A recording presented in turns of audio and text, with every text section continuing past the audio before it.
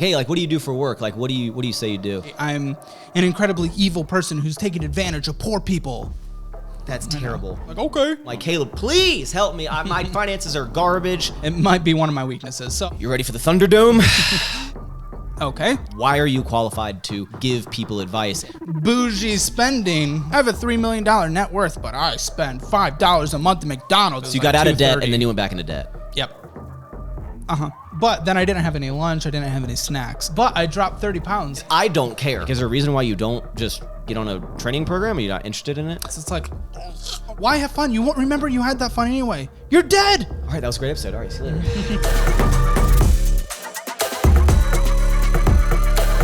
Ready to rock this? Mm-hmm. All right. What's up, guys? Welcome to another episode of Don't Be Sour. I'm your host, Maxx Tuning. It's always super weird when I do this. The intro, it's someone else's studio, but we are here with the man, the myth, the financial legend, Mr. Caleb Hamdog Millionaire. Wow, what an intro. Okay. What's up, dude? Hey, nice to meet you. Nice it's to exciting. meet you. Yeah. How many interviews have you done, like, of someone else interviewing you at your studio? So we had the money guy, we had Graham, and then we had Graham and Jack. Now we have you, so that's 4, right? I think that'd be 4. Is it weird not like running the show on a episode? I am here for your pleasure. Okay, so well, I'm chilling. I wanna start this by just saying, how much debt do you have? How much money is in your bank account? I feel like that's how like all the episodes kind of go. You know, this is exciting for me because I just recently found out about you. I mean, only a couple months ago. I know you haven't been on YouTube that long. I'm like a dinosaur. Been doing this for like 10 years. Only about a year in this type of like this vibe, but it's cool to see newer creators and then have like such massive success on it and kind of like pave a new angle in the industry. How did this interview happen? Because this interview right here? Yeah, because it wasn't, I mean, I messaged you and I had to go through like a vetting process, right? Well, you DM me a few times, but I get like a billion DMs and like, I mean, no offense to the fitness industry. I'm just not a part of it as much as I probably should be. So I really didn't know who you were. And I don't know who the vast majority of people who reach out to me to be on the show is. And I don't really like traveling anyway. Yeah. And like, we're so busy here that usually just setting time aside is a little harder. But one of my like childhood best friends, who I also moved down to Austin with and lived with him for 2 years here as a roommate to save some money, I remembered something clicked. A couple years ago, every once in a while, he'd throw people up on TV. Yeah. He's a fitness person. And a dude that I guess looked like you was like adopting a puppy the same time I was looking to adopt a puppy. And I was like, wait, I kind of remember this. Wait, is that the dude who has that golden doodle or something like that? I'm the guy. Yeah. And then my friend Robert, he was like, oh, you got to do a podcast with him. You got to do a podcast with him. When we were going to a music festival here in Austin, I showed him the DMs and I felt bad. I was like, oh, crap. Because you DM'd like 10 times and I didn't respond. I was like, okay, well, first of all, I did not DM you 10 times beforehand. I had to do the resend, you know, because I was like, you know, this is a popular guy. He probably gets hit up like all the time. I just felt so bad. So let me ask you this. If your buddy had not vetted me and said thumbs up, what would you have said? Would you turn me down? It may have just gone to the ether, you know, the message ethers, because there's just so many DMs, it's just impossible. Yeah. It would be a full-time job, 2 full-time jobs to respond to like every DM. So you said you get hit up like all the time? Yeah. And there's a lot of people that want to do different podcasts. Do you think that it's like advantageous of you to take time to like go on other shows and other demographics? There's a reason why are you like so laser focused on your own show that you like don't want to go out? Because I mean, I'm sure people who see the rise, you know, whether they become aware of you or they're just like, hey, it's like a new face, someone to interview. I'm sure when you're in like kind of a different space in the podcast world. Would you call yourself a podcast? I don't know. People consume it like a podcast, so maybe. Yeah, but I guess yours is different of how you like acquire guests because it's more of like the normal person rather than like maybe a influencer or celebrity or business owner or something. So is it like less of interest of you to like kind of go on other people's shows? I mean, I like having conversations. In general, I'm a pretty introverted person, kind of closed off. I have like my close friends, I have my family, and that's like kind of my circle. So like meeting new people outside of like my own show isn't necessarily my biggest interest unless like I've been watching them for years, you know? So if like I had the opportunity to sit down with Gordon Ramsay, I'd be like, you know, I'd be sweating. I'd be getting on a plane. I'd be doing everything that I would hate to do that. I feel like that's like not outside the realm of possibilities. I mean, especially being in the finance space and like a unique one, because I feel like everyone would have different takes on your content in general and like what you say to people. It's funny, you're an introvert, but now you just have random people from all over the country just coming into your house. Yeah. We're moving into a studio soon though, because so you can stop people having. We've had a couple crazy people that you don't really know going into it, and it's only been a couple out of like the hundreds we've met. But yeah. Yeah. And for anyone who was watching this show and doesn't know who you are, what do you identify as? If you're like in an Uber with going somewhere, going to the festival, and someone's just making conversation, like, hey, like, what do you do for work? Like, what do you say you do? I usually just say I work in media because I don't like put the whole YouTube thing out there. Apparently I did on my Hinge profile. I learned because I was like, that's a nice picture of me. And it was just me with my plaque, but I just thought I looked pretty. So, but usually I just say I work in media, or if I get to know them, then, okay, I work in YouTube and we make videos. And that's usually how I go about it. How do you describe like the content that you make? I say, well, it's kind of like what we just talked about. I say people consume it as a podcast, but I just make a show. I just call it a show. I have my show. It's called Financial Audit, where I sit down, go over people's financial situation, give my opinion on it, and then hopefully a way to, if they're in a negative situation, which is the vast majority, improve their overall situation. Okay. And how did this idea, because you've been making content for how long? Like a year and a half? Yeah. Almost. Not a crazy amount. I expected when I went to your channel to put like oldest to newest to kind of, research a little bit about you to have some sort of idea, which I'm going in pretty much not knowing a lot besides the, all the audits that you do. Your content started a little different. It was you just kind of overviewing your own personal financial decisions. Kind of. I mean, when I first launched it, I was like, I'm going to do a couple videos a week where it's me talking to a camera about a topic, because those are just easier videos than finding someone, because there was no audience to do a financial audit on. And then we did like 1 or 2 audits a week as well at launch. Why did you want to start YouTube?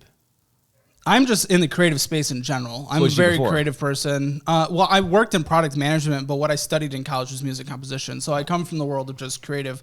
I like to make things that I want to hear, that I want to listen to, that I want to watch. It's just fun to do that. So the idea of this show, there's shows like Dave Ramsey where there's like quicker conversations, and there's React content out there where people are reacting to other people's videos and, reacting to their situations.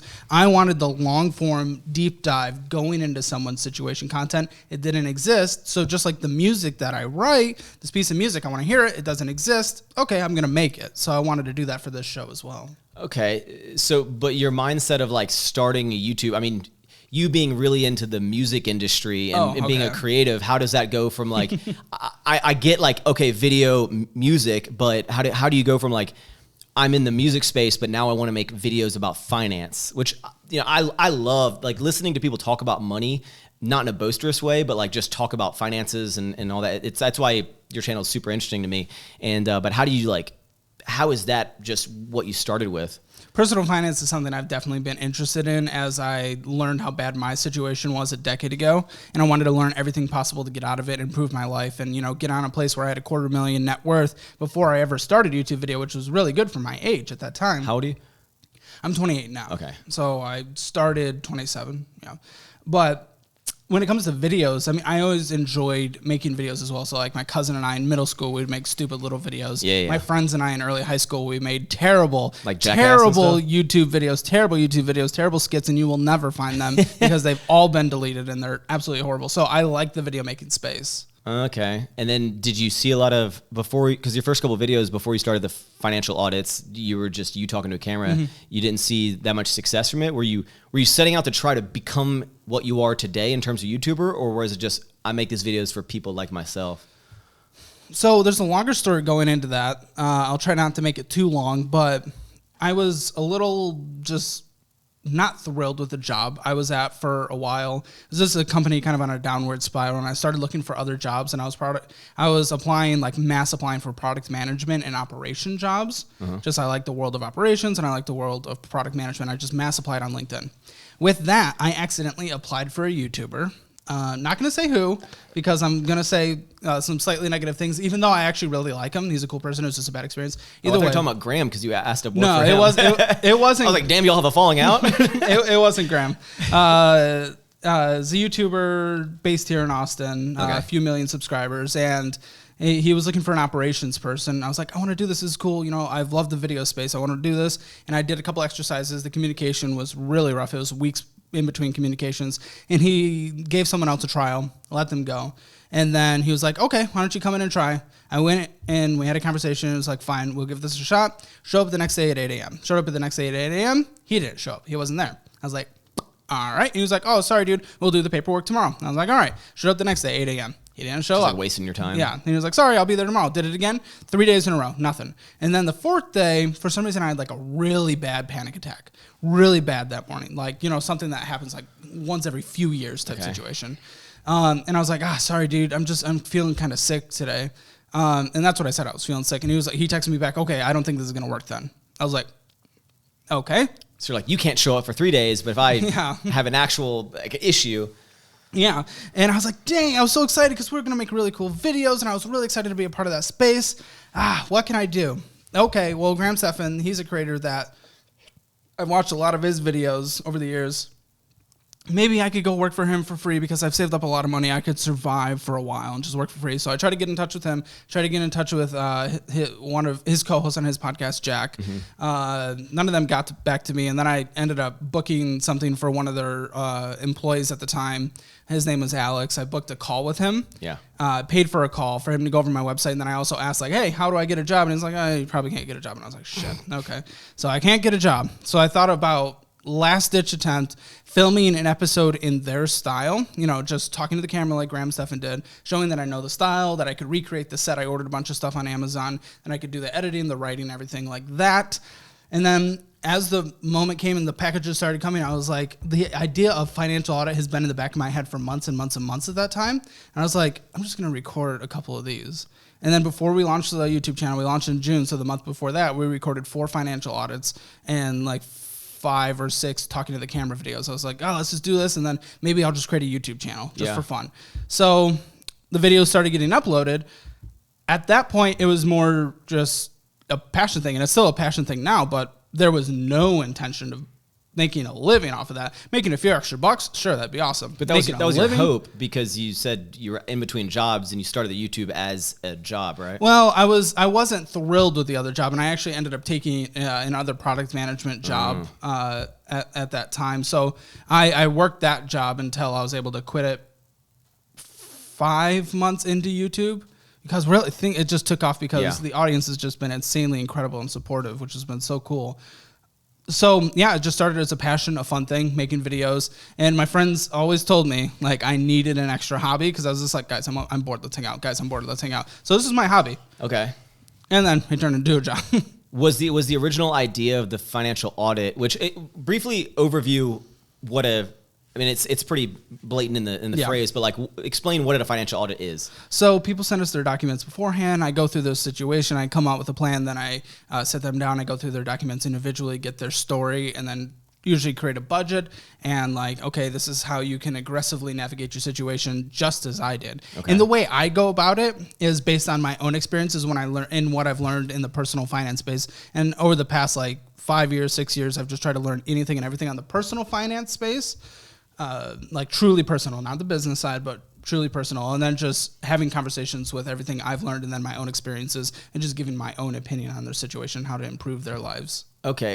So you said you had the idea for the financial audit. You said it didn't exist. Mm-hmm. Was the way that it's out now? I haven't watched like the first or second audit, but was the format that it is in now exactly what you envisioned it to be? Or was there like another way you were going to go about it that it just evolved into something else? No, it's pretty similar. The only thing that's different is I just wasn't 100% myself at the time. Yeah, that's how it always starts. Yeah, you always start and like I was just overly nice, overly smiley. It wasn't me because I'm kind of a grumpy dick. Yeah. To an extent. Like I'm also very loving. I care about their situation, but like my personality just like I just always have resting bitch face and I'm just like I come off a little aggressive. Yeah. And I held that part back of me, for the first few episodes, and eventually as I got more comfortable and I didn't really care as much about just what if people would be judging me. I was just like, okay, I'm just going to be myself. And it always comes from a place of loving, but it's always just, I'm an incredibly forward and open person.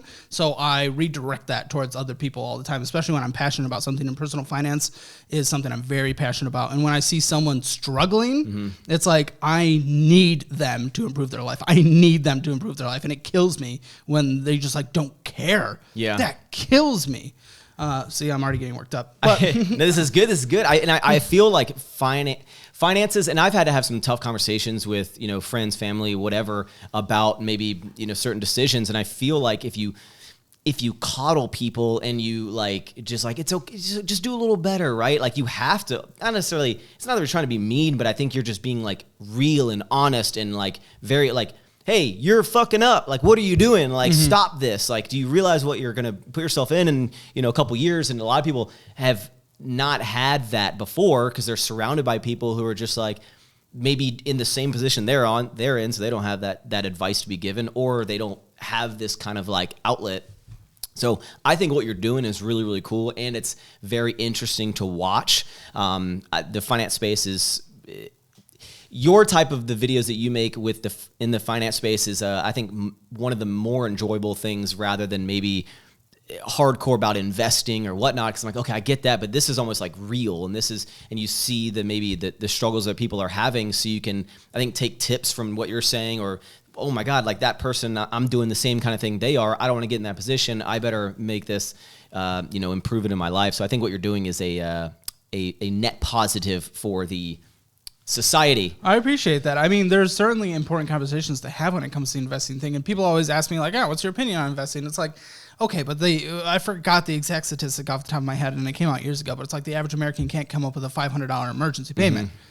That is scary and critical to me. So talking to people who are in negative situations, who like could be kicked out of their house in coming months, is much more important to me in fixing their situation than sitting down with someone who might be making a couple spending errors and just needs to invest a little more money. There can be interesting conversations there, but they're not the ones who need the big help. Who was the test dummy for this initial project? Because I imagine like the conversation of like, hey, I want to, you're in a bad financial situation. I would love it if you could send me all of your financial documents. Bank statements, credit cards, all that. Like, I'm not going to do anything with it. Don't worry about that. I'm going to, like, how did that happen and get the trust in people? Now I'm assuming people trusting guy, and they're open to it. But I feel like early on, did you have struggles?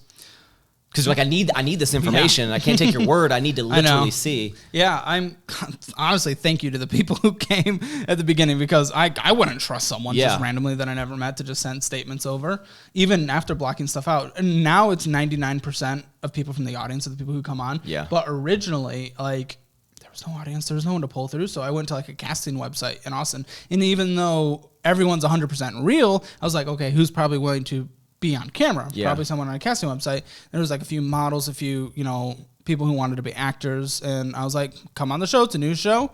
They came on. Who here has the most debt? You? All right, it wasn't even that. I took anyone and everyone. It just turns out everyone has debt. Yeah. I think everyone is making like financial errors or whatnot. So it's cool. So you didn't have a lot of like hurdles in the beginning. It kind of just... No, it was definitely hard to get people. And that's why we did like 2 episodes a week. And then we started doing some virtual episodes. But as the audience grew, now we get like 20, 30, 40 applications a day of people who want to come on. So it's just like, it's very hard. And we choose the people who, again, we can help the most and who are in the scariest situations, because they are the people who actually need the help. A lot of people, they email in like, hey, I have a $3 million net worth, but I spend $5 a month at McDonald's. Can you yell at me? It's like, dude, okay, we could have a fun conversation, but you're not the person who actually needs the help, and we only have limited spots. Yeah, no, I understand. I feel like what's interesting about the whole concept of it is that let's say there's 100 people that are in somewhat similar financial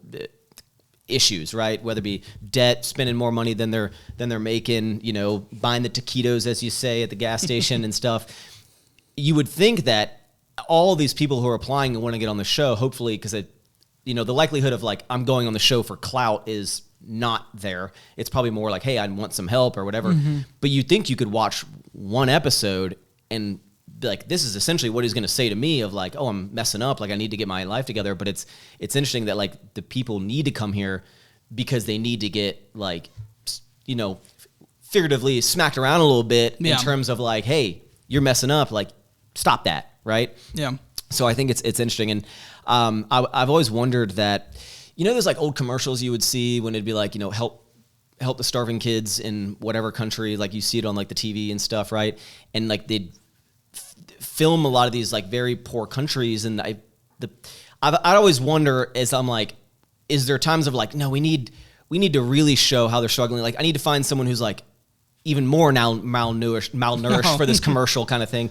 Is it ever like, do you ever turn people down because they're not in enough debt and you're like, no, I need someone who's really like, do you think that's what it's going to get to? Because it's almost like you need to keep making the episodes more impactful. This person's in the worst debt I've ever seen. No. You thought that was crazy. This person, like, or like, Maybe. what's your, I guess, what is your criteria for choosing a lucky individual to be saved? Well, again, because we just get so many applications, there's too many to choose from who are in terrible situations already. So it's just, we try to make sure that people can be conversational beforehand, because I can't sit down and just be, I still talk like 80% of the episodes is just me talking still, but like I want them to at least give me that 20%, and some people can only give me like 2-5%. But it's good because then it shows like that's what real people who are not on camera, like it's almost like it's authentic. People who are watching it are like, oh, that's not just someone who's on there and it's like a show. It's like, this is reality. It is reality. But when someone sits across the table and they're just like, yep,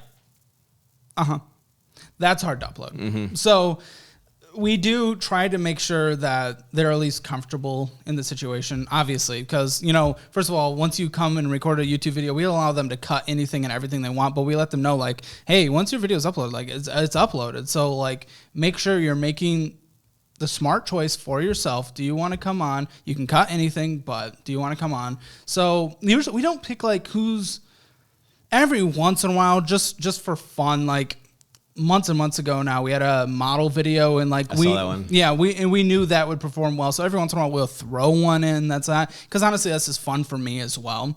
But usually it's just like, who can we help the most? And though the show has been lucrative and successful so far, I would still rather do actual real impactful conversations with people instead of focusing on the views, even if it brought in 1/10 of the income. So okay, in general, I don't know. The paycheck's nice. I get a bigger thrill, like psychologically, and maybe it's from a selfish point of view, but a bigger thrill when people comment, or I hear from a guest who's been on the show who has cleaned up their situation because of the show. That fires me up. That gets me going more than any dollar that has ever come in. Dollar, it's exciting, cool, happens once a month, but on a daily basis, I see people that have improved their life, and I would rather.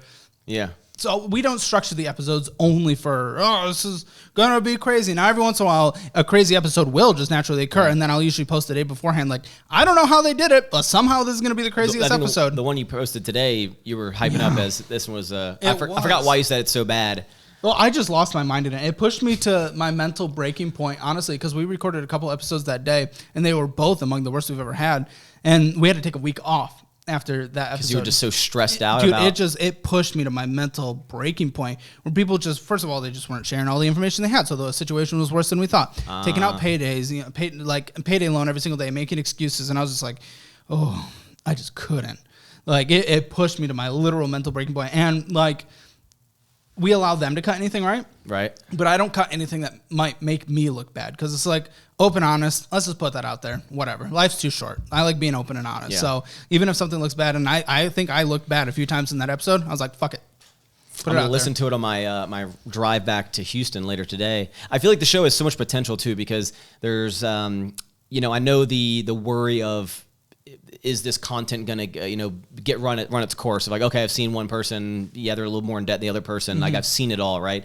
But I think if you think of when is it going to come crashing down, at least in YouTube, while you probably still always have that in the back of your head, it's not like the way you want to like lead, the next week, month, whatever. Yeah. But I mean, whether it be going to like a show type of thing where you have a panel of people, you could have panels of people, you can have like the worst ever audit return. Where are they now? 6 months later, a year later, 3 months later, whatever. So I think the possibilities are endless. Is there any way you can like, to kind of, because I wanted to learn a lot about this show itself, and to kind of wrap up this topic, like, without giving any of your trade secrets away, can you kind of like walk me through the process of like, all right, let's say I'm the guy you want to interview. You found, I submitted, I'm like, Caleb, please help me. My finances are garbage. And you're like, this guy looks like a cool guy, terrible debt. Let's bring him on. Like, what is the overall process of it? So you apply in our survey, which is linked in our descriptions. Does it cost money? Do people? No, no, we give people money. You do? Yeah. So it's a flat rate just because people could abuse it by, booking first class or staying for a week. And we've had a lot of people do that anyway. So we just give a flat rate. So some people, they might lose money coming here. Some people might break even. Some people might make money.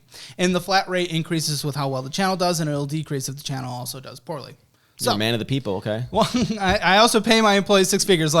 So even though the channel makes a lot of money, it's like I take a lot less of it than other YouTubers do. Playing the long game. Yeah. Yeah, I like to reinvest it, kind of like the Mr. Beast style, Okay. That's why we're getting that studio space, which is probably more than we need. But either way, to get back to your question, they fill out the survey.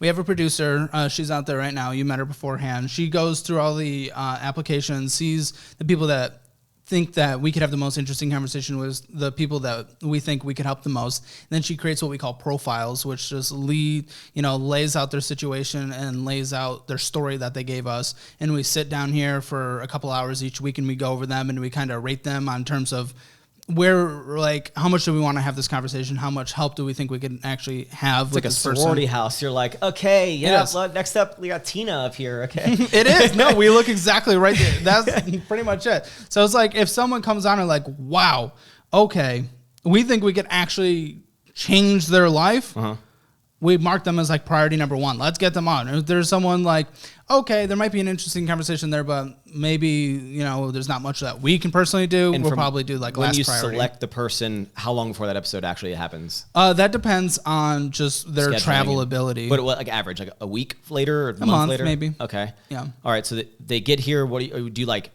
set them up beforehand? Like in terms of like, I'm assuming you try not to talk about that much stuff before. So they just come in and then you just sit down and you're like, you ready for the Thunderdome? Yeah. How much do you win? They try to. Sometimes I like having a bit of small talk, but they like start going into their situations. I'm like, spoilers, nope, can't do it, because I like to have natural reactions. I mean, I know their situation, but they try to go into the why, and I'm like, no, spoilers. They come in, producer shows them into the room. I have a nifty little sheet that I go through. Very and it's official. It's just talking about the process. There's a couple of paperwork to fill out as well, like saying you're going to be on camera, saying that you're not going to take what you've seen here and start a competitive business, You have consent forms and everything? That's wild. It's interesting. Not like it's wild of like, oh my God, like, why do you have that? It's more of like, I didn't even process that would be something. Other YouTubers recommended that I talk to a lawyer and ask the lawyer what they think I should have, and the lawyer's like, "Here, have these documents." And I was like, "Okay." I'm sure the lawyer said that. He's like, "Well, you want that? I'm gonna have to make a custom for yours. I'll bill you a good deal. Right. Let's get some other stuff. Redline this." So I go through it, and I make the biggest thing we talk about the most is like be yourself, because we encourage you as much as you want. Cut anything from the episode. Cut it in the moment, or cut it afterwards before upload. So we go through that, and then we usually talk about the comment section, which our comment sections used to be much boring and negative. They're okay now, but every once in a while you can still, faceless nameless people are assholes online. They're assholes to me, they're assholes to the guests. Sometimes, it depends on the situation. I'm just like, if you're not normally in front of audiences, I recommend not looking at it. It's bad for my mental health, but I look at it for the job. Probably just don't look at it. Yeah. But a lot of them still do anyway, because it's just so tempting, and I get it. So that's usually what we go over. We go over the situation, then we film, and then afterwards we give them an invite to our Discord for all past guests who can post their updates, their wins, their failures, and questions. Like a whole ecosystem you got going on here. It is. And I like to get guest updates, and then we throw out guest updates once a week in our newsletter so that people can follow along. Which I don't know when this is coming out. We may not have even announced that yet, but I don't care. It's like fine. 2 weeks. Yeah. Well, we'll see. So... but we also like to be pretty quick in and out. That was recommended from other YouTubers I had, especially since it's my own personal space, which again is not going to be for long. It's like sit down, go over what the episode is, record, take a couple pictures, talk about what the post episode life is like, and then try to get them on their way just for, we run a tight ship, but and also just safety, because when I was first filming, I formed like personal relationships with them, like I didn't have an audience. There was nothing. Yeah. So I was just like friends with them. We'd text And we just, one, that was unsustainable, and two, it led to situations where people felt entitled to come back on the show and then got really, really angry and then did or some keep weird updating things. you like, hey, Caleb, I wanted to, tell you about this update. Like, okay, that's great. Be like, well, why aren't you responding? No, I don't want to talk about this credit card debt question. It's like, it's not how it works. Like, I'm not like your financial advisor indefinitely. It's more. Well, I'll respond to that, but essentially just that relationship that it created a couple negative situations that was just unsustainable in the future. But when it comes to giving us updates, we're like, ask us any questions, ask to be connected with any resources, and give us an update as much as you want in the email. Might take us a few days to respond because we get so many emails, but we encourage them to blow up our inbox if they want to. That's cool. But it's our our business email instead of like my personal cell phone. Exactly. Is there ever a situation, I'm assuming on a lot of them, that let's say they get a little heated in terms of you're just like, what are you doing? Like they're all right. So that's the end of the episode. Your face is coming down from being red of screaming, and then this person's like wiping their tears away, and then you're just like, it's like really, really good. It's not that quick. Nice, Caleb's back. One thing, because I am just me as I am in normal life, as I am on the podcast, but just trying to be a hospitable person. Like I turn on the extra pleasantries that aren't just my normalness, like before and after the episode, just to be welcoming and everything like that. So I try to be nice. With all the negative or the haters, if we will say, I'm assuming some of the pushback is probably like the question of like, why are you? This is why I never. I invest. I have my opinions about money. I love talking about it. Sure. But I've been making videos for like 10 years, vlogs. And whenever I talk about anything, you do have, apparently everyone in my comments are professionals in those exact fields, right? Yes. When you talk about anything. So I'm imagining when you're giving very basic, common knowledge advice to people, hey, stop buying shit you can't afford. Hey, pay off your credit cards, I'm sure there's still like, do you get pushback of like, why are you qualified to give people advice? And were you ever worried about which I'm sure that's what the legal documents are for, of like, if Caleb gave me this advice to do this, now my situation is worse. Now I'm going to go after Caleb because he told me to do this. Yeah, and that's why we have different insurances in place as well. Sounds stressful. Yeah. I mean, I think the natural state of YouTube is just that parasocial relationship, and just, everyone wants to backseat YouTube and push backs on everything, which is fine. I've gotten a little more used to that. It was harder at first, but like people forever said it's impossible to do a $300 a month grocery trip on healthy food and meet caloric needs on a monthly basis. So what did we do? We literally proved them wrong by making a video, and we're actually filming the second half of that video today. We did it on $250 to meet a model's caloric goal, so it had to be, even like more expensive food. So that, and then they just push back. Oh, it's impossible to become a manager at Whataburger here because they relate it to their own jobs, their own experience in fast food. Well, I can only speak in the Austin area, and that's the people who have had on. So I had 3 Whataburger managers who've come on, make $60,000 to $100,000 a year after bonuses. They're like, yeah, dude, I started. They're desperate to get managers because you work your ass off and you work a lot of jobs and you might work overnight. Glamorous job? No, not necessarily, but they started. And all 3 of them were able to get there in 6 months because they're like, yeah, I want to become, manager and I want to work my ass off. Yeah. And what that often does is, like, people think, like, I'm saying that's the career path that everyone should go down and that's what everyone should do. And it's not a fun job, but it creates a good resume. And even though you're working a shit ton of hours a week, when you're making debt, it's a sacrifice that's worth doing temporarily. So we had to prove people wrong there. So a lot of people are backseat experts in a lot of things. And when it comes to your question of, qualifications and everything like that. And again, I don't care. Like, that's fine. I'm not grilling you in terms of like, are you like, well, I've just been on YouTube enough. Yeah. The qualifications for finance is typically selling insurances and selling investment plans and managing people's finances. I don't do that. And I don't give investing advice because of that. So that's usually where qualifications are necessary. There's certain qualifications you can take, but there's no necessary legal qualifications I guess for talking to people out of debt. More of like, not necessarily like people questioning if you have qualifications, but like, are you qualified? Like, you know, it's like, who are you to give people financial advice?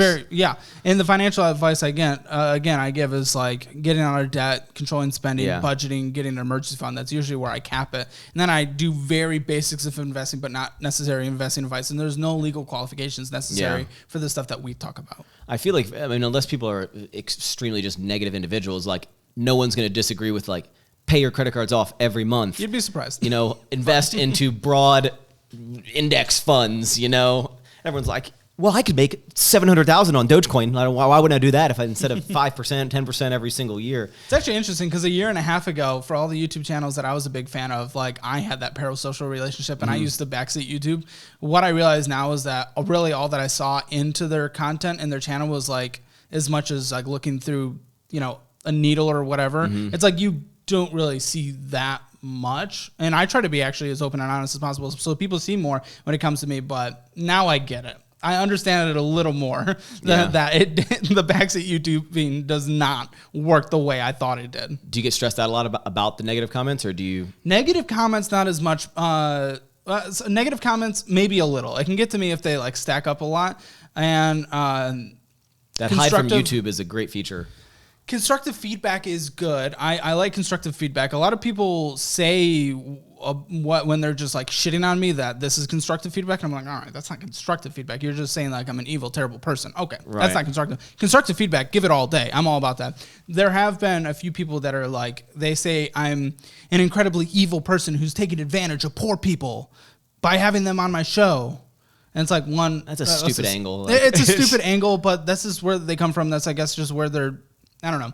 Once your mind's already set in that world, like I can't change their opinion, so it's whatever. That has messed with me when it comes to like the random few people who have like character assassinated, like who I am as an individual. That hurts because like I am me. I know who I am, and someone saying that I'm someone different, that's difficult because how do you refute that? It's impossible. But how do you change someone's mind? It's impossible.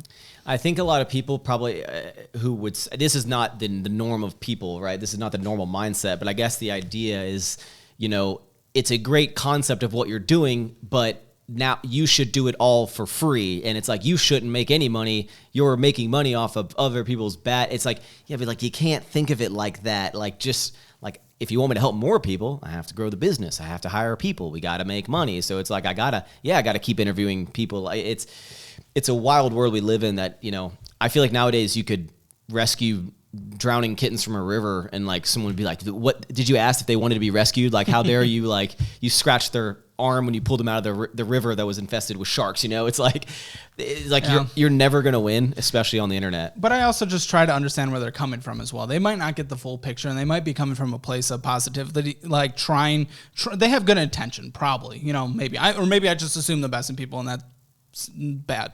It might be one of my weaknesses. So I try to understand where they come from. They just might not see the full picture. And like people got upset that we give flat fees for people traveling. And I'm like, okay, what we could do. The fact that you give any amount of money is like, because you could just be like, hey, if you want to come on the show, you got to get here. Yeah. And even that, if we just did that, I could also just say, okay, we're not going to accept people traveling and we'll only do local people. And we can do that. Yeah. So it's just, there's always...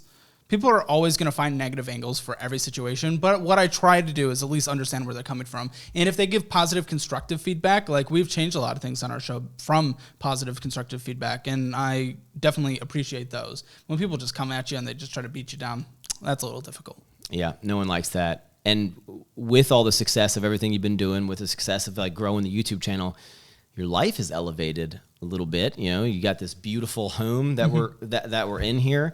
Luckily, Austin does not have a bunch of snow because your driveway, I was like, if that was snow, I was like, your driveway is like it's the root system, historic root systems that you can't mess with. Yeah. Oh yeah, okay, because you're like up on a hill. Yeah. Beautiful home, by the way. Good for flooding. Thank you. Exactly. You don't have to worry about. I live on the lake, so I'm always like stressed out about the water coming up. But you've elevated your life a lot. Has your mindset changed on the way you finance and budget because you are now not needing to worry about finances and budget still to an extent, right? You know, you're not out here, you know, balling out hardcore on everything, but you know, you've been like, oh, I don't need to get, I can get the nicer version of this, or like if I want to go to this restaurant, you don't have to maybe be as budget conscious as you once were. Maybe a little. I mean, I've gotten myself to a really well-disciplined point of view when it comes to finances well before I started this channel and well before I was doing well anyway. So really, my lifestyle hasn't increased that much. The only thing that has changed is this house. But if you compare this price to the average price of homes in Austin, it's like $150,000 more than the average. Yeah. So it's really actually not that crazy. It's just it was a good buy for the price of what the house is based on the area and what the builders overbuilt. And I was just like, okay, I'm going to take the deal because I wanted to get into a place that I'm going to stay at least 10 years. Like that's my plan. And so that's the only thing I upgraded, and it's really not that much more expensive than the condo I had downtown. It never goes to plan, by the way. The 10 like no, it doesn't. But it's not that much more expensive, and especially compared to the Austin prices, because Austin's expensive. But other than that, I'm keeping my Jeep Cherokee until it dies. The way I live my life and the clothes that I get, everything's pretty much exactly the same. I did do something a little special. What'd you get? Usually I upgrade my new speakers and that vinyl. Oh, that was exciting, but that was more just, you get some one-off things when you move into a new place. But in terms of the ongoing things, like usually I upgrade this once every 3 years. I upgraded this New Apple Watch? like a year after I got my last one. So that was some bougie spending that is unlike me. But in reality, I mean, there's been a couple nice restaurants that I've gone to that I would have sweat a little more beforehand. That it doesn't bother me as much now. Like I treated the team when we had another member who was visiting in town to a nice restaurant at a sushi place that was, very expensive, and it was nice to do that. That would have made me sweat a little more beforehand, but I don't obviously go do that like all the time. So that's the change. Yeah. Do you so again, I've been making videos for a very long time, and I come from the early stages of my YouTube. Were me driving a vehicle, a Jeep. I'm a big Jeep guy, so I appreciate you have Jeeps. Huge Jeep guy. It's a Jeep Cherokee. It's nothing exciting. I drive Jeep Grand Cherokee. If you're a Jeep, I think that's a luxury vehicle, dude. I'm like the world's biggest Jeep fan. Anyway, I started my YouTube channel in the vehicle I'm driving around in, a Jeep, obviously. But I mean, sagging headliner. I'm like fixing the AC. Like I'm taking out the radiator and shit, like on my channel. And something that kind of was like a mental game for me is that as I started getting more money, and because I was always this guy of like, hey guys, be frugal. Here's how to save money. I'm buying the cheapest stuff. I would buy my protein powder twice a year because they would have a BOGO every 6 months at Vitamin Shop. So I'd buy 6 months of protein because I was like, this is a good deal. I should buy it now. And I'd store it. So I was always trying to save money and save money and save money. And then something that got in my head, and this is my question to you, is like, as I started making more money, I started almost feeling bad about spending money if I was showing people because now I'm like, I'm almost going against, I don't need to be frugal Max. So it's like losing a little bit of relatability.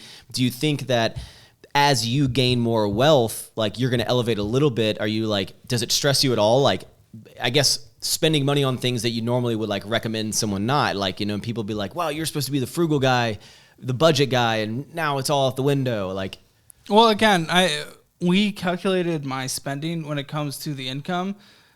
My bullshit spending, as we called it, was 0.8%. So I haven't increased my lifestyle really. Yeah. I've done a couple little nice meals, and this house for the Austin area isn't that crazy. It's just, it was a good buy at the time for what it looks like, Yeah. So really haven't done anything crazy. The craziest spending I actually do is on my employees, because Which is good. I love you guys, but you're very overpaid for your positions compared to what As other they're people sitting get. right here. Yeah, compared to what the positions hire for in the Austin area. They make double, if not more. And I'm going to bring on another videographer, and I'm going to bring on there's a couple other positions we're looking at, and they're probably going to be overpaid. And I share we have this thing called the sponsorship fund. So sponsorships, they can bring in a good amount of money. Yep. But I do like a massive percentage distribution equaled out among the people. So if the channel's doing well, they get a big distribution. If the channel's doing poorly, if I'm getting a bad distribution, they're probably going to get a bad distribution as well. So maybe that's like where my That's really cool. lifestyle has increased the most, is just how I'm compensating. I forgot who said it. I don't remember who said it, but and I didn't really truly believe it until now. But they say someone said that money only enhances. How'd they say it? It only increases some of your traits, I guess, something like that. I don't remember. I'm sorry, but it doesn't change who you are. It shows. It increases maybe like the tentacle arms of your life a little, but it doesn't change who you are. You're like the same person as you were before. I'm the same person. I like to think so, but it has been able to increase, like if I want again to go to a nicer restaurant, but one of my friends, they can't afford it. I'm like, dude, let me just cover you. I don't care. Let's have this experience together. So I think that's where.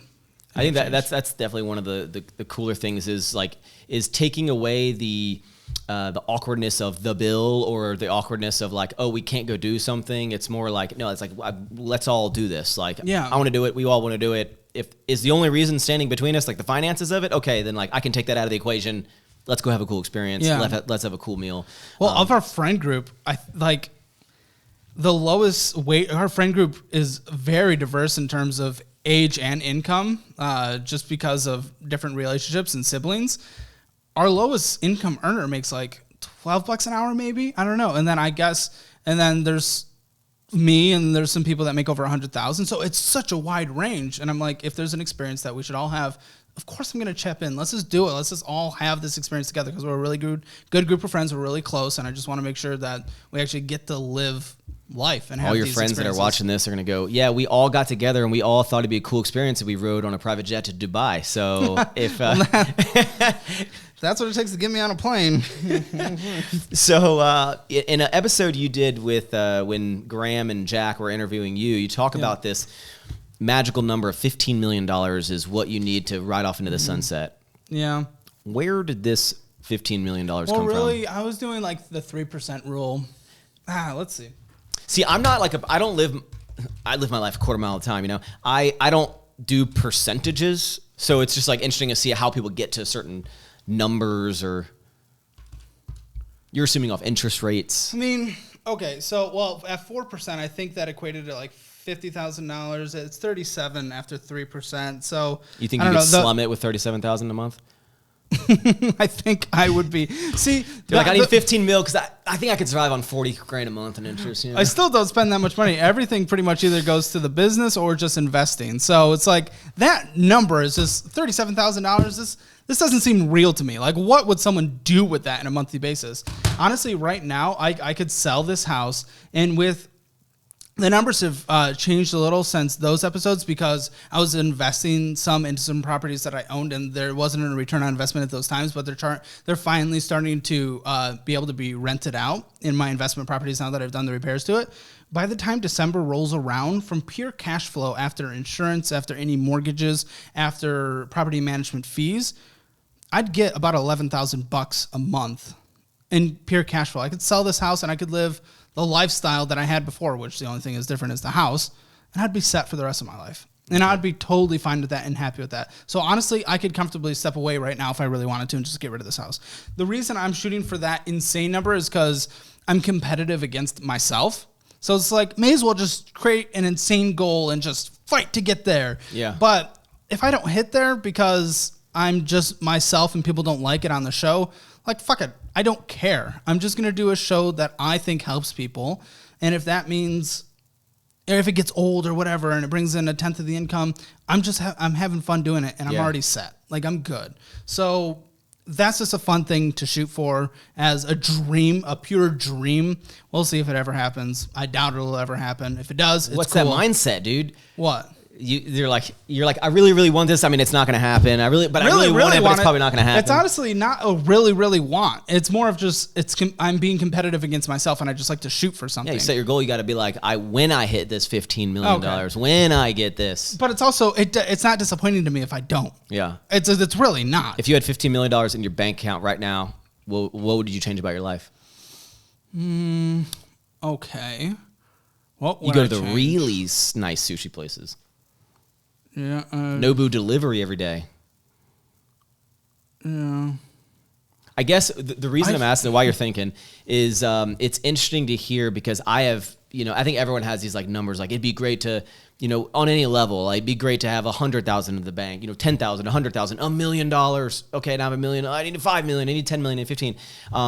But like, when you get there, like, imagine you're there. Like, what will you do differently in your life now that you have $15 million? I don't think anything. I think the only thing that would change is that I don't have crazy wants. I don't. Maybe that will change at some point. I don't know. I've never had the crazy wants. The only crazy want I've ever had is being able to sustain myself forever. And technically, I've hit that goal if I just went to the previous type of house I was in, which is not very difficult to do. I might take a loss on this house, but that's fine. The cash flow is still there from the other properties.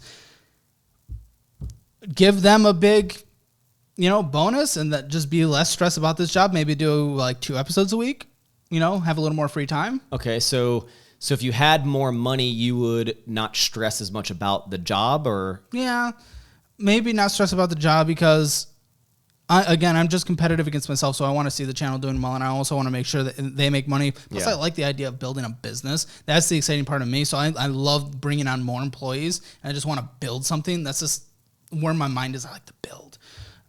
So maybe I could just focus on different avenues instead of having to focus on where the cash is being made as much, because the cash is already there. $15 million. Do you have a dream of like, one day I want to open this store or something that, like, if money wasn't an object, do you have like big dreams besides money in terms of like things you'd like to do? I'd love to do what I'm doing now, which is the dream job, but behind the scenes, and have someone else on the camera. What?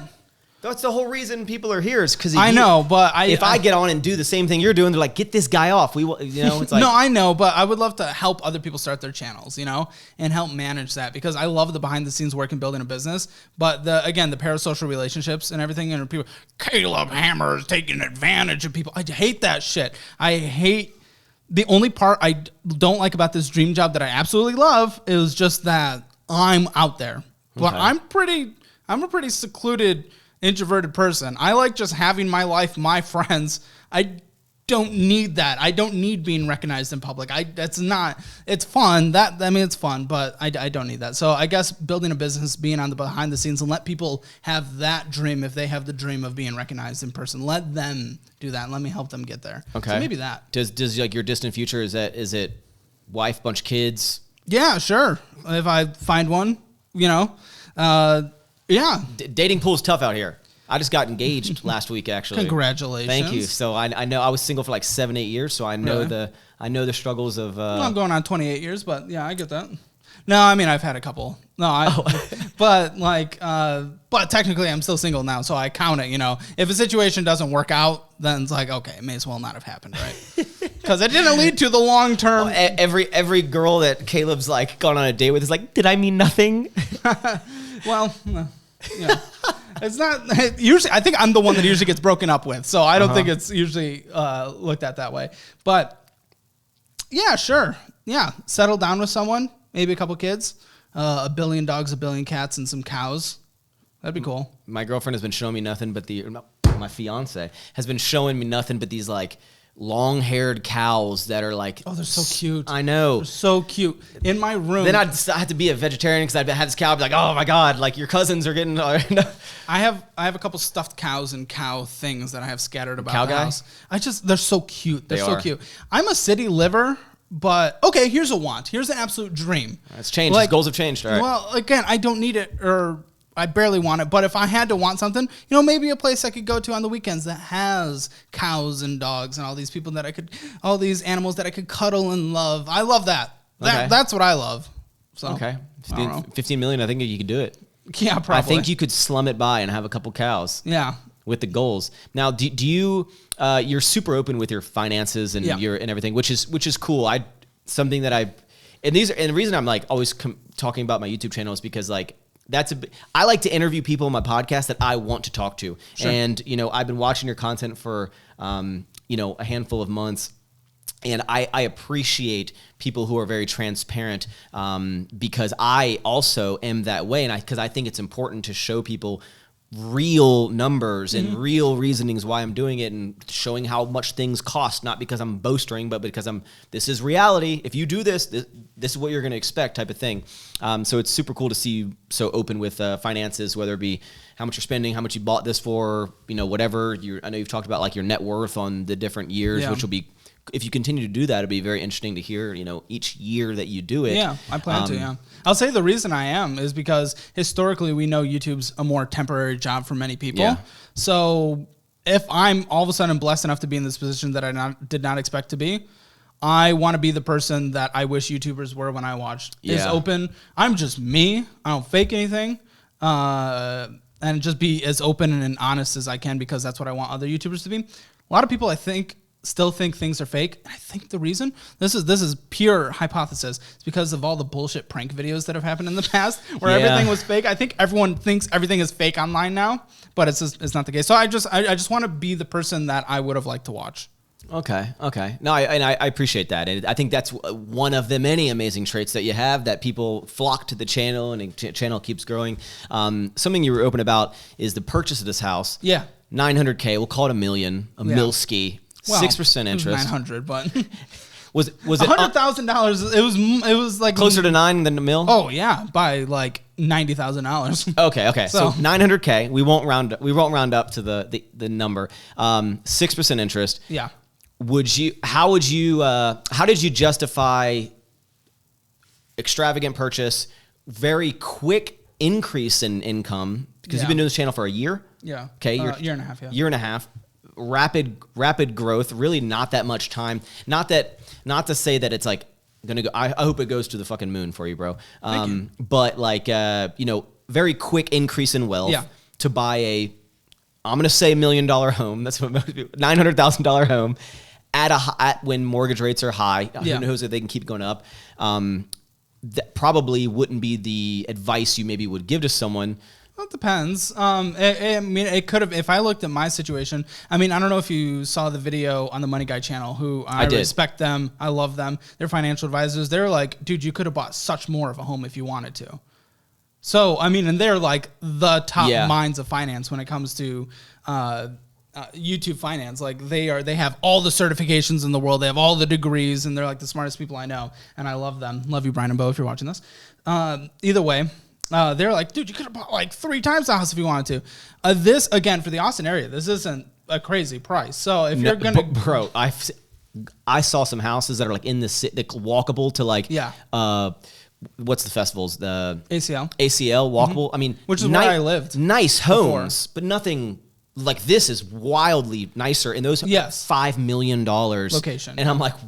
You're out of your mind. Out of your mind. And that's where my condo was. Oh my gosh. Was right there. We would walk to ACL every year from my condo. So why did you want to buy a house, and why did you feel you needed to spend $900,000 on a house? Well, I wasn't feeling to spend $900,000. $1 million was my top that I was going to go. I wasn't going to go over that just because like I know I could afford this. If the YouTube channel, cut by 80%, I could still afford it, you know, in my budget.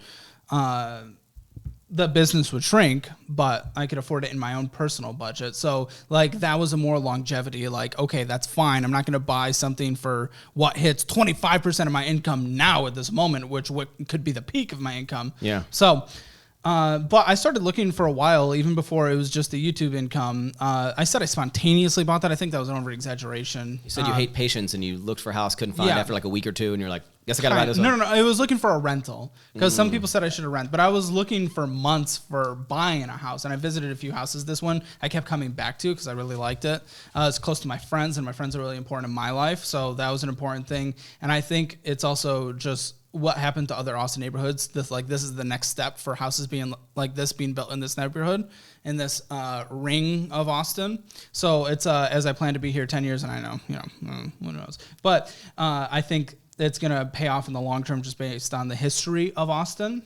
But I was looking for a place with more space. I love the walkability of my condo, but as I was getting a second dog, I wanted to get the yard. I'm a suburb guy. I'm all for the suburb. Oh, well, I don't like driving everywhere, but I'm kind of forced to now, which is okay. Again, close to my friends.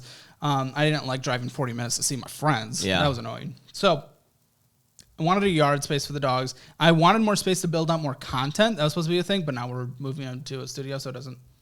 But we can still film things here that aren't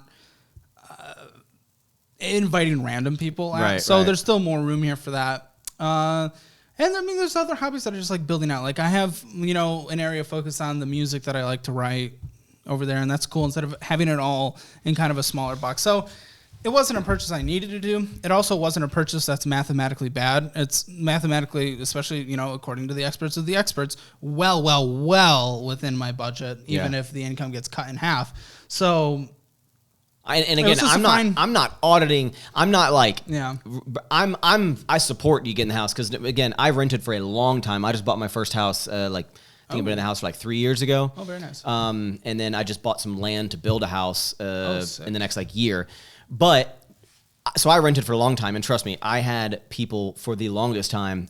Max, you're the dumbest person in the world for renting. And then when I bought, Max, you're so stupid. That's how it goes. You know, for you can't win either way. But as long as like you're happy and you can afford the payments and you know your finances, I think it's all good. And you know, a comment that when I think Graham and Jack, well, mainly Graham was kind of roasting you on all this because you put what 20% down, right? Yeah. So a little under 200,000. Is my math correct? Well, it was like 220 or something. Wait, 20% of $1 million is 200,000. Yeah. Well, then there's closing costs and stuff. So yeah, I guess that's what I put down. Called around 200. And he made a comment of saying like, you know, you could have taken the 20, and you know, you could have rented, then you could have taken the 20, and you know, invested all this. I think there's two different mindsets when it comes to money. There's like people who are like min-maxing every possible facet, which I know you are a fan of. I heard about the, you know, the furniture, the 0% financing. Exactly. I like it. But see, I loved when I heard people kind of like goof of like, you know, all the extra steps for this like one little percent. But I'm like, how you think about it is how I have lived my entire life. Like if I can save, you know, $10 over 6 months or not save $10 over 6 months, I'm like, why wouldn't I save the $10 over 6 months? Like even it's so small. And so it's interesting to hear other people with the same mentality of like, well, yeah, regardless, like I don't look at the work output of extra steps I have to do. I just look at the total cost savings. I don't like, you know, my time. I don't like mathematically like level out all of my time. So do you think you said you're in this house and now you just got the rental space. Yeah. How much is the rent of the new place? Well, we're negotiating price right now, so it's going to be between 3 and 4. Okay, so nothing like. But for a lot of space, which is nothing like crazy. No. You talked about like all your financial goals, like the $15 million, kind of want to. That's my ridiculous goal. Right. Okay. Now on the smaller side, what's your net worth? Huh? What's your net worth? How do you quantify net worth? I could tell you my net worth of assets minus liabilities. Yeah, but if you took in like the brand. True. Let's not include our businesses. I don't include the if I value liquidated of my business. everything like right now. Sure. Little over $1 million. Wow, look at you. Yeah. Wow. Yeah. And then if you took thank you. And it's and then to I got a question come out of nowhere. I'm like talking to her, just like, what's your net worth? Yeah, I've actually never talked about that on YouTube. I think people just like assume doing well, but a lot of that is because of the rapid growth of, you know, Sour Strips, the candy company. So most of that. Did you bring me any Sour Strips? You like sour candy? I can't. I like candy. You could like you like sushi. I didn't know if you like, some people don't like sour candy. Well, sushi is a new discovery, but I like all I will food. send you a large gift box of sour bring candy. Any candy, okay. I might have some in my car. Have you ever had driving around? No, I haven't, but it sounds delicious. Yeah. So on the complete opposite spectrum of a high net worth or whatever, some of the what's like the largest problem you see people have that you see like over and over and over again? Obviously dumb spending, but do you see any like commonalities of like if everyone just stopped doing this one thing? Yeah, I mean, America has an addiction to car debt. Very expensive car debt. Getting a car that's more than they need and justifying it with some safety features that have existed for like, 5-10 years that they could have gotten in a different car. Finding whatever financing way possible to get a car, 25% for 7 years. It's ridiculous. And it's just average new car payments, I think, are like $800 now. What's the interest rate on cars now? Oh, well, I mean, it definitely depends on the person's situation, but I mean, it's easy for people to hit 8-10% now. depending on their situation. But just a side, I'm going to forget this if I don't say it right now. So we're talking about the biggest problem, but it's so interesting. Going back to like people, you got to rent, you got to buy, you're dumb for this, whatever. I think no one knows what the future is going to hold. Everyone told me I was so stupid when I bought my house. I've chosen not to pay off the house. I owe like $200K more on the house. But when I got it, people told me stupid. I have like a 1% interest. And when I bought my car, which is a business car, but it's like 2.5%. And I think it's like, if you're always waiting for like the price to bottom out, you may like miss it when it's actually like at a good point. And people think that like, who knows if 6% is terrible and people yelling at you if you're getting 6%. And in a year and a half from now, the lowest mortgage rates are like 12%. I hope they don't go to that, but it's like, you never know. So it's like, if you're always waiting for I had a friend who, well, still is, but was refusing to buy a house because rates were at 5%. So they've hit 8% as of recording this. I mean, we'll see where they go. It's like waiting the stock to go down. You're like, it'll go down. I'm just get in the market. That's just me. I just get into the market at all times. I just dollar cost average across all the different, places in the market that I'm in, whether that be real estate or stocks. Yeah, okay. All right. So back to the most common trait. You said car payments. Yeah, it's car payments. So a lot of people get in cars that are just way more expensive, but it's certainly a part of American culture. Just the car advertisements you see and just, impressing someone at the stoplight. But that's also in the infrastructure that we've built. Yeah. We've built our infrastructure around the car companies. We ripped up tram tracks. We've destroyed walkable communities. And, you love the suburban lifestyle. I think anyone that wants to live in the suburban lifestyle. Well, now I do. I used to be a city guy. Well, I think once you get out in the suburbs, you're kind of like, this is actually nice. Well, anyone that wants to do it, I think, should absolutely be able to do it. But there's also people that want to live in walkable communities, but since the zoning laws are so trash, they don't exist. So any walkable community that exists here in Austin, we have a few different neighborhoods that are walkable. Everyone's priced out of them because that's where everyone wants to live. Yeah. So you're forced to go to the suburbs, and if you're forced to go to the suburbs, in most American cities, you're forced to have a car. But people over-justify the cars they get, obviously. But because of that, oftentimes in our culture, you have to get a car in order to work, but you have to work in order to afford the car. So it just becomes cycle, so there's societal issues with it, but then there's also the individual choices around it. It's like a beater car today is like $5,000, so that's crazy. Even when I started, it was like $2,000, but with the pandemic and everything, it went wild. But people will still go get the $20,000 car when maybe they should have went for the $5,000 to $10,000 car range. Do you think it's because they don't understand that like they won't be able to keep up with the payments, or do you think it's more of like people are always trying to, there's levels of like I'm trying to impress or keep up with the Joneses of like because I got my Benz or my Lambo, but do you think even people are almost like want to have a nicer, and nothing wrong with these cars, but like a brand new Honda Civic when a 10-year-old Honda Civic would be just as nice, just as cool, but it doesn't have like the new body style. Yeah. And then people go into debt because I don't want to drive around an older Honda Civic. I need the brand new one. Well, people don't realize that things are temporary. When I talk to someone getting into a $10,000 car, they think I'm saying get a $10,000 car for the rest of your life. Mm-hmm. I'm like, let's do this so we can get out of debt, so we can have a fully funded emergency fund so that you can catch up on investing. And then eventually we get the car that we want. People don't realize that things are temporary, but then there also just is ignorance. Like I'm ignorant to a lot of things in the world. Luckily not a lot of that is in the personal finance space, again, business, I'm learning a lot when it comes to that, but, there's a lot of ignorance. We've had, especially on the earlier parts of this channel, people have come on, someone had like a $250 car payment a week. She didn't make much money. And when I told her that's bad and that the interest rate was bad, she was like, really? Like, I never thought of it like that. You just don't know what you don't know. Yeah. So, there's just a lot of ignorance, and debt's a massive part of our culture. Cars are a big part of our culture. So it's just normal for people. They feel like it's just normal. You graduate high school, you go, even if you're not making a lot of income, you go get a car you can't afford. That's just normal. Yeah. Unfortunately. What's your, are you pro or against credit cards? I like credit cards. I'm a huge advocate of credit cards. I don't think it works for the average person. So we call them credit card people or not credit card people. Why do you think people are so against it? Because I'm so pro it, and like a lot of people in my comments will be like, "Oh, you should go on and battle, Dave Ramsey," and I'm like, "Yeah, but I don't think he's talking to people like me." Because like, what's your mindset on credit cards? Like, how do you feel they're beneficial? I think it's beneficial for people who can utilize them because, again, I like to finesse everything. If I'm getting, 2% cash back with the city double cash, I'm getting a 2% discount on all my purchases, essentially, if I can manage it right. If you miss one payment or you have interest accrue one time, I say you're not a credit card person. You're not taking advantage of the system's taking advantage of you. And that's the vast majority of Americans. I think with the way that Dave Ramsey talks about it, I was more against it before, but I've definitely come to understand it because this audience is so large, especially on the radio. So if you're going to be talking to such a wide range of people, he does one size fits all, and that's the method he wants to go about it. Just the safest route. It is. Plus, I mean, he's just against debt when it comes to his morals. I'm not against debt when it comes to my morals. When you're like leveraging debt. Yeah, I like to leverage debt. I'm good with 0% financing on different things, and I'm good with using credit cards.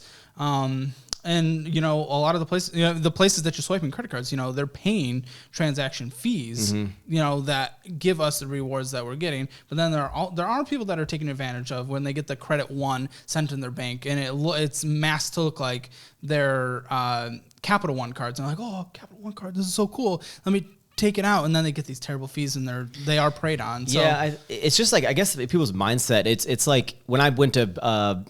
I did a huge, massive overhaul renovation on my house when I bought it. Didn't plan it. Ended up costing me just as much as the house cost to renovate the damn house. And like the day before I moved in, my air conditioning, the whole house, which is like, it's a big house and it's got like 2 air conditioning units and all sorts of shit. Shit the bed like the day before I moved in. So I had to have an AC company come out, and it was like $35,000 to redo the entire system. But when they did it, they were like, hey, we have a 18-month 0% interest. Now, even back then, I could have just been like, oh, let me write this check, $30,000. But I think when you can take advantage of like zero, I'm like, why wouldn't I do that? Like you set up the automatic payment so that by the 18th month, it is paid the full amount. Yeah. And I think it just like, it's a mentality. I'll have people that will talk about like how credit cards are so bad. And I guess it's just it's such a specific mindset because I can't wrap my head around anyone not understanding the concept of treat your credit card like a debit card. Yeah. Because I'll have friends and stuff that like, I can't, because if I have a credit card, I'll just buy a bunch of shit. I'm like, why? How? And then I have friends that they'll go to buy something and they use their debit card. I'm like, why aren't you using a credit card? Like, oh, anything under like $10, I only put it on because like I won't make that much money on I'll put it on my debit card. I'm like, that's the stupidest thing I've ever heard. Even if you're making a cent or 5 cents or 25 cents. Yeah. So I guess it's really comes down to just like the mental, like you either can. Well, again, you're the minority. For the vast majority of people, it's this is so me bad, when I was broke-ass Maxx in college 12 years ago. No. I had a credit card because I was like, wait, I can make 2%, like 2% on, or a 1.5% on interest. Like, oh, I just set it for auto pay and forget about it. And I just don't buy shit that I couldn't buy with a debit card. So I try to just beat it into people's heads. I'm like, it's a debit card. Tape the words debit card over credit card and like just act like this is coming out of my bank account. Luckily, there are like baby credit cards coming out. And I talk about one on the show that I personally support where you swipe your credit card and then it's automatically paid off like it's a debit card. So that's helping people. So there are new things like that coming out, which is good because people just, again, ignorance and then just lack of discipline. And even when, I mean, my parents have gotten better when it comes to finances, luckily. But even when I was graduating high school, they were like, go get your first credit card. Just, take out a credit card at Guitar Center to get the piano that I still have, by the way. Just a digital piano. Just take out a credit card. It's fine. Just make sure you're paying the minimum monthly payments. But obviously interest is accruing is bad. And so it's just the American mindset. It's just a part of our culture. We got to have the shift. All right, well, dude, I want to kind of wrap the show up. First of all, I want to say thank you so much for letting me come into your studio. One more little topic I want to kind of dive in. I want to see. So when we try to set this podcast up, I tried to do it early in the morning at like 8:30 one time for when I was here for F1, and then around 11. And you're like, I can't come in, I can't do it early because you said you're not like a morning person. Yeah. I want to like slightly audit your day. Okay. So like walk me through a typical. Like a day during the week, not talking about weekend, but like a work day during the week that isn't your, reviewing all the people days. Like maybe more of like your average day. Because you mentioned you couldn't start until super late. Well, so I'm wondering of like. Yeah, mentally I'm not mentally on in the morning. Okay. By the way, I apologize for the fish tank not being on. I just realized the light's not on, so. Is this episode for your trash because of it? I apologize. I'll illuminate it the whole time. Okay. So yeah, I'm a stay up late and wake up late kind of guy. So wait, stay up late. Okay, stay up. Okay, yeah. So I mean, I do the same amount of hours as everyone else. It's just pushed back a few hours. Typically, Well, my first couple hours, I like to respond to YouTube comments and go through emails and respond to text messages and even go through Slack. We have Slack now because it's coming a real company apparently. What time do you wake up? Well, technically I'm awake at 9, but I work the first 2 hours in bed. Yeah, exactly. I work in bed because it's if I'm going to be doing that exact same thing, but at my table, I'm going to do it in bed, cuddling with my dog. That's what I like in the darkness. That's what I prefer. So I'm doing that until 11. Then I get up and then I usually watch YouTube videos with some coffee for about 30 minutes, 45 minutes. And then usually back to the emails, back to the texting, back to the Slack. I'm doing that for however long, it depends on the day. Then I get in the shower. Then my people get here. And then we go over we already have their financial situation, but then I put a lot of it to the hard paper. That we've printed off freshly for them, and I'm like highlighting things so I can call it out in the episode. And then we record a couple episodes. That usually goes for, if we usually start that work around 2:30, then we'll be done around 6. You're recording episodes every day?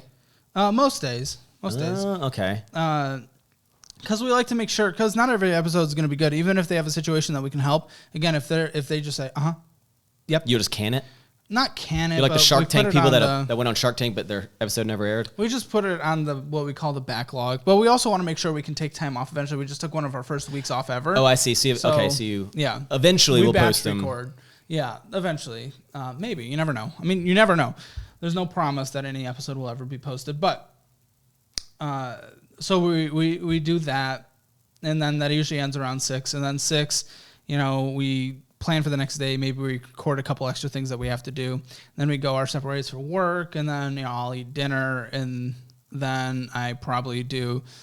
I mean, I feel bad because they get hit up, and then some other people that I work with on the side, they get hit up just late. I'm just a late worker. I just get back to just doing whatever I have to do. That's also like whatever the projects we're working on. If you want to work it, like that's just part of the job at this point. Plus, there's not a day that I don't do some kind of work anyway. So this may as well be considered the weekend, but without recording. And then typically in bed at midnight, and then I'll stay up for however long. Okay, so most of you, but I'm trying to dive into like what is your main focus on the business? Obviously, you're the face of it. You're in front of the camera. When you're not on camera, what is like the main thing that you're responsible for the show? That you have not delegated out? Well, luckily I've delegated a lot of the show out. So what I get to do now is we're focusing on different things that I don't want to talk about exactly yet, but a couple different channels we want to launch and some extra things that we're building on. Some secrets? Yeah, some secrets. And then also, communication with past guests. We spend some time doing that as well. But again, delegation is the producer. She's taking care of making sure anyone who's coming on the show, editors, making sure everything's edited. But we still work on thumbnails together. We meet up, we talk about thumbnails, and we create the thumbnails together. And that can take a couple hours depending on how many thumbnails we do. So tomorrow we're doing 2 thumbnails, I think, or today. After the episode we record, and then the bonus that we're recording a bonus thing later today for a grocery shopping trip. So there's always extra stuff that just. So you're like hardcore in the content creation. Well, it is mostly because it just takes because these shows are so long. Yeah, it is just me recording a lot, and then the week we had off was actually nice. It wasn't really a week off because I worked on a lot of other stuff that I didn't have time to work on before. So I still worked full days, I think, during that week. But it was on all the other stuff that I wanted to do instead of having to sit down and film. Okay, what is the most recent, somewhat large task that you were doing for an extended period of time that you finally gave to one of your employees to do that maybe you were like holding off for a bit? It was the producer hire a few months ago. So it was making sure that, we're doing figuring out who should come on and scheduling with them and making sure they can come on, make sure they're sending their documents. So that was the most recent task that I handed out. Okay. Well, maybe actually shorts.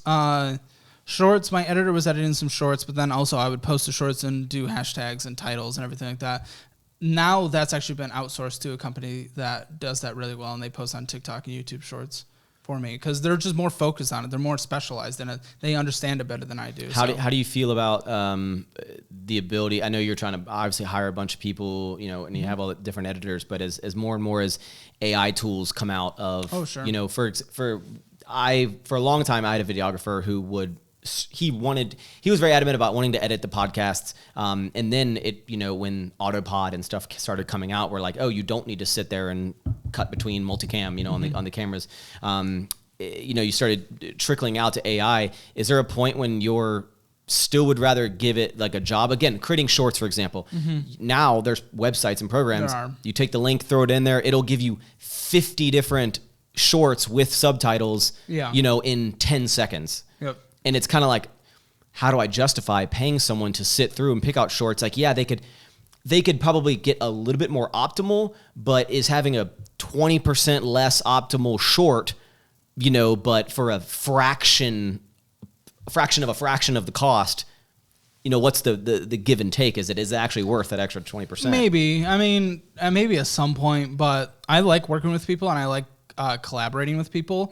And if that's a big part of the fun part of this job. And again, I could back away and generate $11,000 a month in cash flow and just live the life I was living and just retire forever. So if this isn't fun anymore, I may as well not do it. And that's a big part of what's fun to me is collaborating and working on things and building things together. Do you mentioned you get the money, put in the investment. We'll even say, and when you're saying make X amount per month, is that assuming the money market is currently like 4.4 or 4.5? No, 5? this is pure cash flow from my rental properties after all expenses. So this isn't even including the monies that I have in stocks. But you're assuming those rental properties are always going to perform. Yeah, I mean, same way. they could take a dip, and they can increase. I think historically, overall, I just go on historic trends. I think over the long term, it's always going to go up. But yes, it can and will have dips along that process. Right now, it's had a dip, and that's where the $11,000 is at its dip currently. So there's always ifs, ands, and buts, and that's why I have a fully funded 6-month emergency fund, and that's why I have also money in stocks that I haven't even counted towards my retirement at this point. Do you increase your emergency fund as your costs go up? Oh, yeah. Well, as your basic needs go up. So obviously the mortgage went up mostly due to the interest rate because, again, the price comparison wasn't. Do you keep a actually that specific crazy. amount of money? Like you're like, this is bank account, this is 6 months, give or take exactly, of expenses? Or are you just like, I just know I have enough money to last me 6 months? Or do you have like special accounts or like? Yeah, I have a high yield savings account for a 6-month emergency fund. And I just realized we left that out on the Money Guys episode, which was a mistake. And then I always have $50,000 in my checking account, which is way more than I would have ever thought. It feels disgusting. Still haven't adapted to that. And then I have, way too much money, sadly, in another high yield savings account. And then my SoFi high yield that I have sitting there for taxes coming up. Wait, you're starting to pay quarterly now, right? Quarterly next year. It's exciting stuff. It's thrilling. What's great is right when you pay that in April, only 2 months later, you got that first, because not only are you paying your taxes, then you're paying the first installment all at the same time. And then a mere 2 months later in June 15th, then you're paying the your second quarterly. I mean, it's like just back to back. Like My CPA is going to have fun. You're saying a lot of things that keep triggering me, like little thoughts. Okay. Comments say, and it's again, because I've felt this way. So you said you drive a Cherokee that you said, I'm going to drive it till the wheels fall off, right? Yeah. And then just now you're like, and if I ever did get a car, do you like, when you go get a new car, do you think you're going to stress? They're like, God, I told people I was going to drive this, but now I have to justify, like, guys, I'm making $4 million a year. I decided to no longer drive my $4 million a year. That'd be incredible. Something, you know what I'm saying? Like that would be the dreams, but I don't know. People are always going to complain about different things. So it's just, at some point, you just got to accept that it's going to happen. People are probably going to complain that I'm driving a Cherokee into the ground for some reason. They'll find a way. So, I mean, you could just like the car. People think sometimes I'm like acting more humble than I am of like driving a Jeep when I could buy a fancy car. It has the speaker system that I like, and that's really all I'm I like, care I just about. like I like the Jeep. I don't need to, like, I'm not a it's fine. sports It car carries guy. my dogs, carries groceries, and has the speaker system I like, and it's safe. That's really all I care about. The only extra thing that I would want, just because I like technology, is like if a car can get to the point, and I've heard mixed things on the Tesla, to the point where it could just drive me and I don't even have to care. You don't like driving? You know? Nah, it bores me. I just want to put a YouTube video on, go to sleep. So like, you just want to actually sleep while you drive? Sure, why not? If we can ever get to that point, I'll buy that car for that reason. Other than that, there's no other car that has something that I care about that this doesn't have. What if a new fancy Jeep with your same sound system but version 2? Why don't you care about Jeep? I just have that because it was the car that made sense at the time. Okay. I don't have brand loyalty when it comes to cars. You're not Jeep loyal like I am. I don't know anything about cars. I don't care. barely even know what a Mazda is. You know, like, what is that? What is that brand? What is in that brand? Yeah. I don't know. I don't care. It's never interested me. What's the dumbest thing you've ever purchased that you were like, I shouldn't have done that? That piano was pretty dumb when I made no money. Anything in the past, like year? Ever since you made money, I know you got an Apple Watch. Do you have any fancy watches? No. You have any fancy jewels? I don't care about things. It's a nice fish tank. If I put in a pool, that would have been a dumb purchase, maybe, because it would have. Would have been dumb? Maybe not. Like, again, percentage-wise, maybe not. But there's nothing that screams percentage-wise, because all that matters is percentage. All matters is percentage. See, I don't know if, like, I've never lived my life of, like, oh, based on my income and this, so this is, like, the percent. I'm more like, you just have a general idea, like, I can afford it. I want it. I'm going to keep working hard to make sure that I don't go into debt. In my office, when people walk in, and I'll show you if you didn't see it, through like a glass wall looking into my office, there's a 80-gallon freshwater fish tank. That's the most expensive thing I purchased. All in was probably a few $1,000. So that would be the dumb purchase. It wasn't necessary. If anyone ever has the comment of like, we're all going to die and money's not going to matter, do you think that's a good justification of like, why to be more reckless? Look at it from the exact same way. Because a lot of people come on, they're like, I'm going to spend the fun money because I might just die tomorrow and I might forget. Use that same logic. If you saved right now and you sacrificed right now and you died, you wouldn't have known that you sacrificed. You die. You don't know. Even if you on your deathbed, you're like, I wish I'd gotten the name brand. Dude, if you die, look into like, so a lot of, I'm very interested in the world of religion and what a lot of people believe. In the vast majority still, even if you die, you don't remember the hard things and the bad things. So even if you sacrifice now, you didn't have all those crazy things and you died and you went to your place, you don't even remember the painful stuff oftentimes in those religions. So it doesn't even matter. Sure, you could die now. So sacrifice for the off chance that you don't die tomorrow. Yeah. That's using the same exact logic. It doesn't make sense. Why have fun? You won't remember you had that fun anyway. You're dead. You're a dead dude. I feel like I'm getting a little bit of the show, like right here. This is I can feel. You found something I was interested in. Have you ever had someone like leave, just be like, I can't do this. I can't. The episode that I uploaded today was very close to that. Yeah. Because I was just at my mental breaking point, and I was just like my mental health was getting like bad. Is it because people just can't like accept it, or they're just like trying to justify? It was for that episode. It was a mixture of everything, and it was just payday loans every day. It was just a situation where it was the closest I've ever gotten to saying, "Yeah, declare bankruptcy," because this is just fucked. So it was just a mixture of everything, and we had a couple of those episodes that day, so I was just like legitimately at my mental capacity. Yeah, I can't imagine just. Yeah, it would stress me out because I have a lot, again, whether it be friends or family or whatever, that have made poor financial decisions that I'm just like, I wouldn't have done that. Like, why are you doing that? Even when I refer to like college Maxx as like when I was broke and, making $10 an hour, like, but I was so frugal with my money. You wouldn't have known that I was living on no money because I was just like, yeah, I still do things I want. I'm just really smart I don't buy shit that I can't afford. Mm-hmm. So I'm sure it's so frustrating because you're like, I'm trying to help you and you just won't help yourself.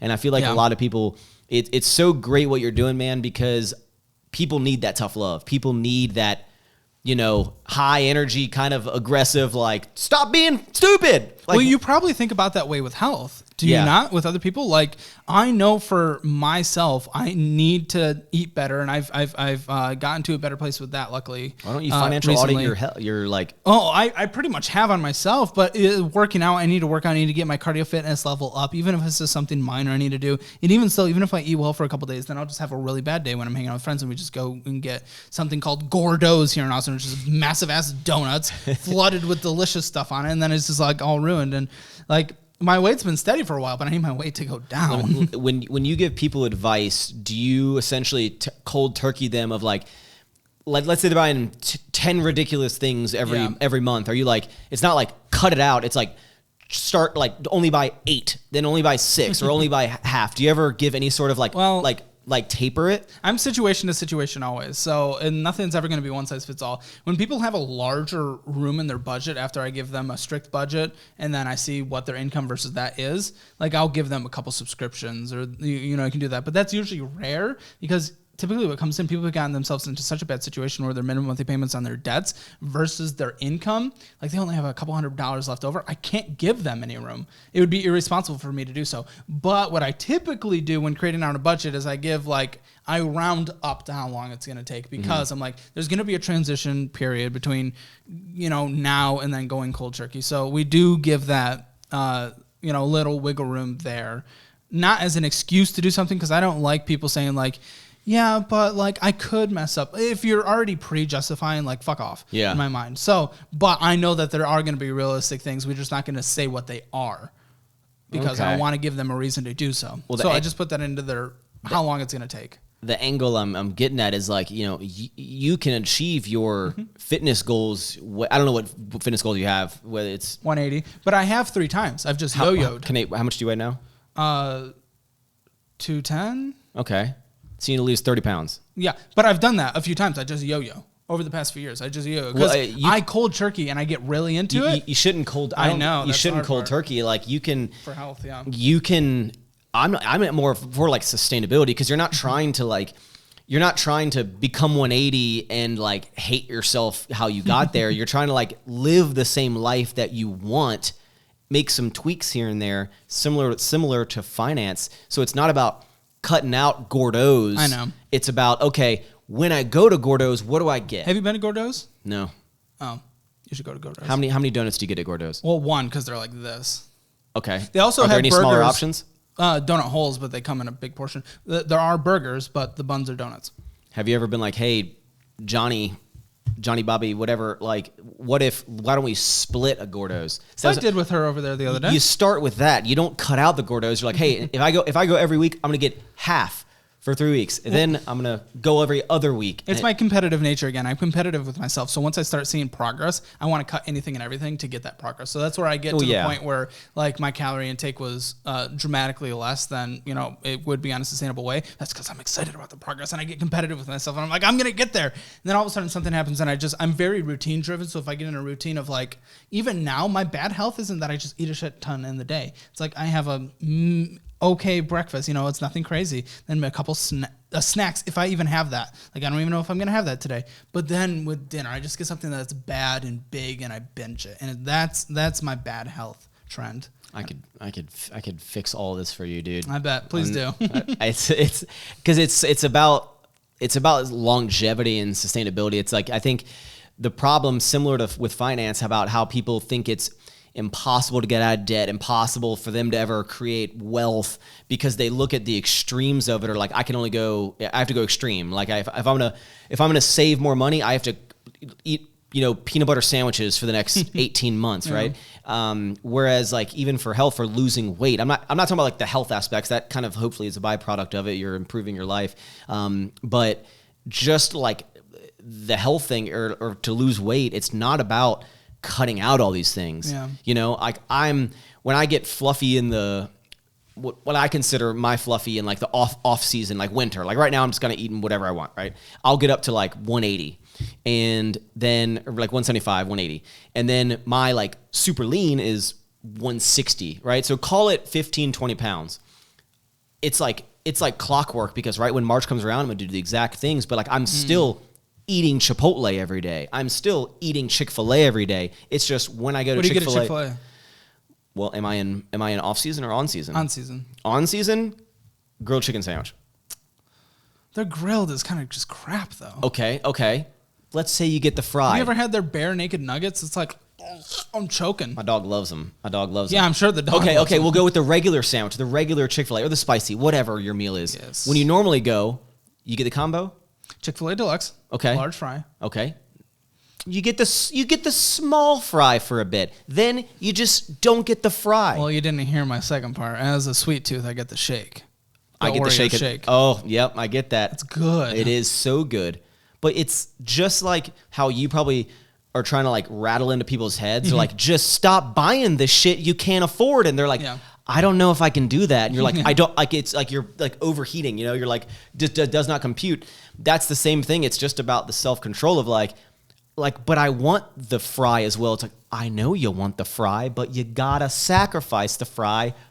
And then you can keep eating Chick-fil-A. A lot of people, they go cold turkey. Like, I have to eat brown rice, chicken with no seasoning, broccoli every meal to get. Want to hear what my diet was on a daily basis when I was cutting aggressively? Sure do. Okay, woke up, bowl of cereal and a coffee with a little creamer. What kind? I need to know like the meals.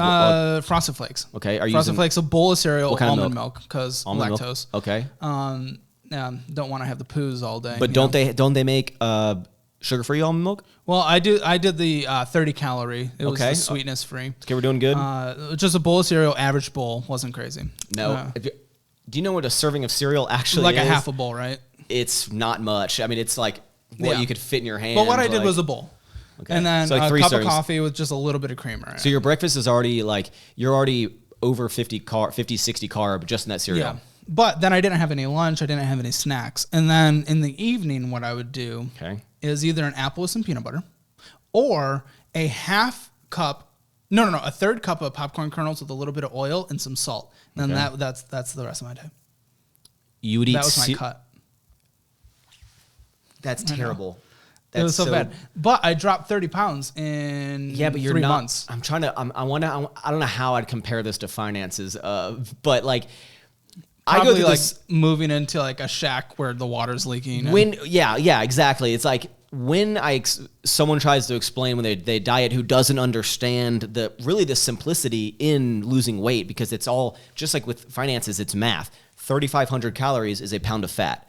So if you were like, I want to lose X amount of weight in, like, if you're like, Max, how much can I lose in a month? I would be like, well, 4 to 6 pounds. You could lose 4 to 6 pounds. Anything more than that, maybe you could lose a little bit more because you're a little heavier. So like you can afford to lose a little bit more weight. Whereas like for me, it's going to be more unhealthy to like drastically lose like 4 pounds. So like a pound a week is really like your goal. And if you do a pound a week, it's so sustainable, and you just incorporate some fitness. But I think maybe like, is there a reason why you don't just like get on a training program? Are you not interested in it? I'm not trying to like dig into your thing. It's totally fine. I enjoy the work around this. So even when it's just like light work, I feel like I'm always at least once an hour diving into work, and then I feel like just like a lot of busy, and then I feel burnt by the end of the day. I think the problem is that when you've tried to lose weight and you do that, you have your bowl of cereal and your apple with peanut butter at the end of the day, like you think that is what you have to do to lose the weight. So then you hate wanting to go on a diet because you're like, I am so hungry.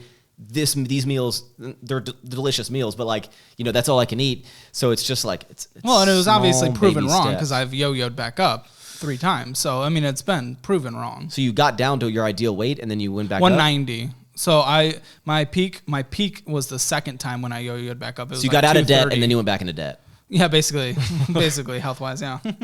Well, dude, you can do it. You don't have to cut anything. It's just small changes. Yeah. Chick-fil-A, just stop the shake. Or if you can control yourself enough, half the shake. Oh, I could throw it in the trash can after that. I could not do that. Like I'd be like, instead of getting the XL shake, I can get a small. Yeah. And you're like, yeah, but I want the large. Like, I know you want the large, but here's what you're gonna get. You're weaning yourself so it's not this like extreme thing. But I believe in you, dude. Just like I'm gonna talk to you in 2 years from now. Hopefully before then. Hopefully become super great friends. But I can see a 180 $15 million net worth man. All right. That's going to be what it is, dude.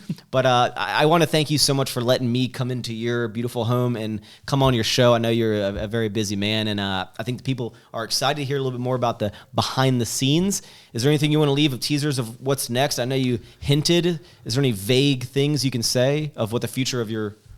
We're working on titles for a second channel where we dig in deep into personal finance subjects and from a basic level for people who have been asking for that content. We're experimenting with titles like Money Makes Sense but with coins. Caleb Hammer. Exactly. So look for that for like an every Tuesday type video. So no more interviews, more like sit down. Second channel, I do a little introduction, then we like go to like sketching on a whiteboard potentially, all these different things. So we're playing and experimenting right now. I feel like it would. I understand why you maybe would never want to do this, or why maybe interested or come off weird. But I think it'd be interesting if you interviewed someone who like financial audit of someone who does have money, and just learn of like people who aren't into debt, and just learn how like people who I don't know. I feel like there's a way you could go about it. There are. And we've talked about doing that. And every time we've tried to do a test demos, it's like, I took this spot away from someone who actually needs help.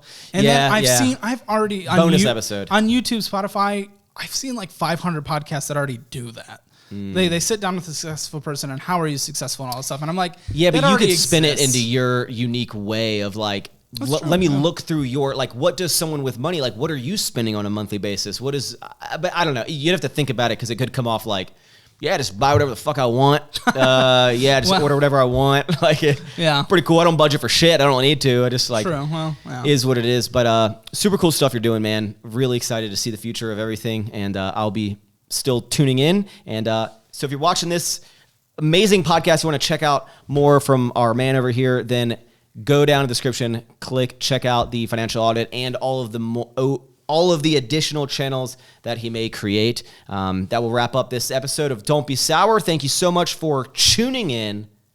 Eat more sour strips and never forward. Peace. Except he doesn't bring me in. I didn't know you. I feel like if I brought you a bunch of sour strips, not that you can't have sour strips while you're on a diet, I feel like it'd be like if you're trying to actively lose weight and you're realizing you have a problem with it, that'd be like, hey, enable me. I see you had this nice watch, but look at this Rolex. Enable me. I'm going to send you a bunch of candy. Thank you. Peace. That was a cool episode, man.